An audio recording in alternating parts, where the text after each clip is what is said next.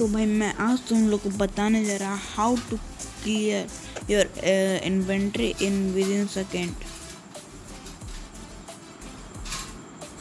भाई देख लो मेरे इन्वेंट्री में कितना कचरा। भाई तुम ऐसे करके क्लियर करोगे तो तुम्हारा बहुत टाइम लग जाएगा। इसके लिए फिर से तुमको अपना चैट खोलना है, वहाँ लिखना है स्लैश